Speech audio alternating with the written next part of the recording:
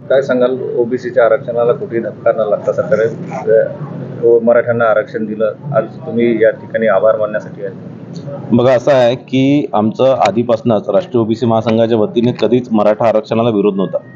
पण ओबीसींच्या हिस्स्यामध्ये किंवा ओबीसींच्या वाट्यामध्ये मराठ्यांना आरक्षण देऊ नये ही आमची अनेक वर्षापासून मागणी सुद्धा होती.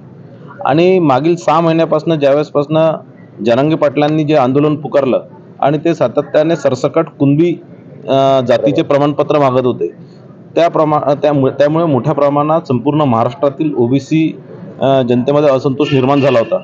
आणि म्हणून कुठेतरी ओबीसी जनतेचा आवाज पुढे करण्याकरता किंवा ओबीसी समाजासाठी राष्ट्रीय ओबीसी महासंघाने पुढे आले आणि सगळीकडे संपूर्ण राज्यात प्रत्येक जिल्ह्यामध्ये आंदोलन पुकारले. ते आंदोलन असणार, मोर्चे असणार, आमरण उपोषण असतील किंवा साखळी उपोषण असणार, असं सगळीकडेच केले. आणि निश्चितच त्यानंतर राज्य सरकारनेही राष्ट्रीय ओबीसी महासंघ आणि इतर ओबीसी संघटनेच्या लोकांना सगळ्यांना मुंबईत बोलावून घेतलं.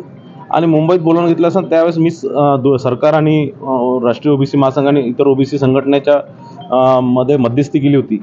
आणि जे त्यावेळेस माननीय मुख्यमंत्री एकनाथ शिंदे साहेब असतील, उपमुख्यमंत्री माननीय देवेंद्रजी फडणवीस असतील, उपमुख्यमंत्री अजितदादा पवार असतील, यांनी जे आम्हाला शब्द दिले ते एक एक करून सगळे शब्द ते पूर्ण करतात आहे.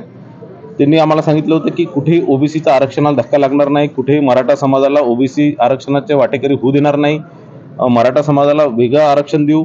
आणि निश्चितच हे सगळे आज झालेलं आहे. हॉस्टेलच्या संदर्भातलं अनेक वर्षापासून जवळपास 2007 पासून राष्ट्रीय ओबीसी महासंघाचे अध्यक्ष डॉक्टर बबनराव तावडे सर यांची मागणी होती. ते 36 हॉस्टेलच्या जागेवर आता 72 हॉस्टेल झालं. त्यानंतर स्वाधार योजना सरकारने लागू केली. अशा अनेक योजना जवळपास 36 GR 2014 ते आज 2024 पर्यंत निघालेले आहे. आणि हे सगळे जे GR हे राष्ट्रीय ओबीसी महासंघाच्या पाठपुराव्यामुळे, राष्ट्रीय महासंघाच्या आंदोलनामुळे हे सगळे GR निघालेले आहे. आणि निश्चितच सरकार ही ओबीसींची सरकार आहे.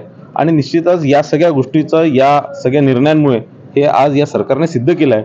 आणि म्हणून आज आम्ही उपमुख्यमंत्री देवेंद्र फडणवीस साहेबांचा, इथे सगळेच राष्ट्रीय ओबीसी महासंघाचे सर्व पदाधिकारी, इतरही ओबीसी संघटना आज उपमुख्यमंत्री साहेबांचा, देवेंद्र फडणवीस साहेबांचा म्हणजे आभार मानायला आलो. मुख्यमंत्री साहेब ज्यावेळेस नागपूरला येतील त्यावेळेस एकनाथ शिंदे साहेबांना आम्ही भेटून त्यांचाही आभार मानणार आहे.